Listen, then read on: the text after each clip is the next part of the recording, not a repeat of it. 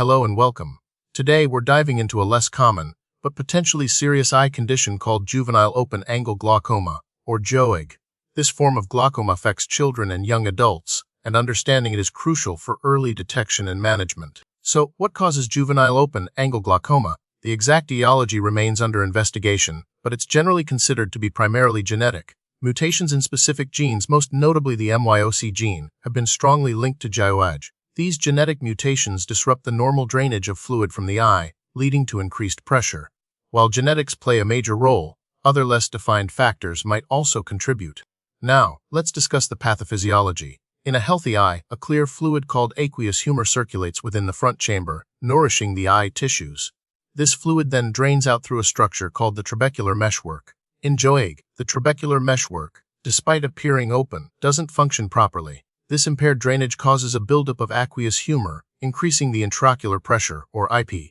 The elevated IOP then damages the optic nerve, which transmits visual information from the eye to the brain. Over time, this damage leads to irreversible vision loss. While glaucoma in general is a fairly common condition, juvenile open-angle glaucoma is relatively rare. It accounts for a small percentage of all glaucoma cases. The exact prevalence is difficult to pinpoint due to diagnostic challenges and variations in reporting. However, it's generally believed to affect individuals under the age of 40, with some studies focusing on those under 18 or 20 years of age.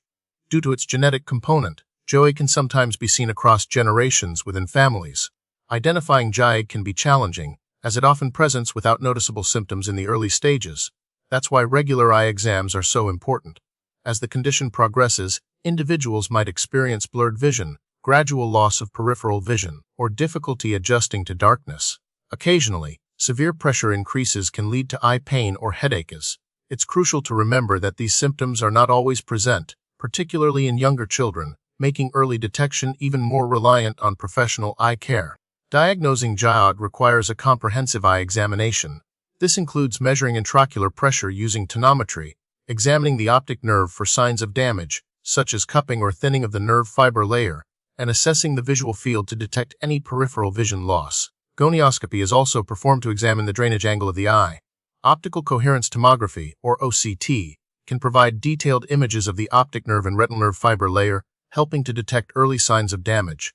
Genetic testing may be considered, especially if there is a family history of glaucoma. While we don't typically classify JOAG into distinct types, it's important to note that the severity and progression of the disease can vary significantly from person to person.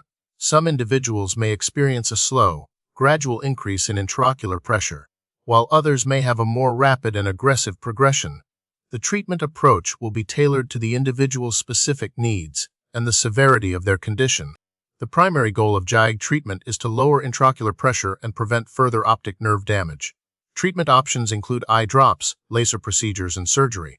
Eye drops, such as prostaglandin analogs, beta blockers, and carbonic anhydrase inhibitors, help to reduce the production of aqueous humor or increase its outflow.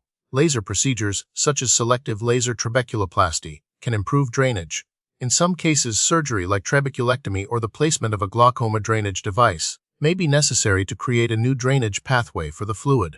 Unfortunately, there are currently no definitive ways to prevent juvenile open-angle glaucoma, especially considering the strong genetic component. However, early detection through regular comprehensive eye exams is key.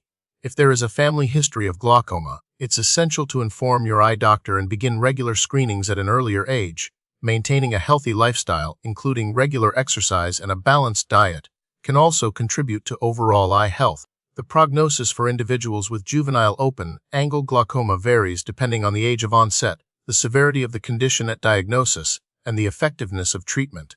With early detection and proper management, it's possible to control the intraocular pressure and slow or prevent further vision loss. However, JOAG is a chronic condition that requires ongoing monitoring and treatment. Researchers are continually exploring new treatment options, including gene therapy and novel drug delivery systems, which hold promise for improving the long-term outcomes for individuals with JOAG.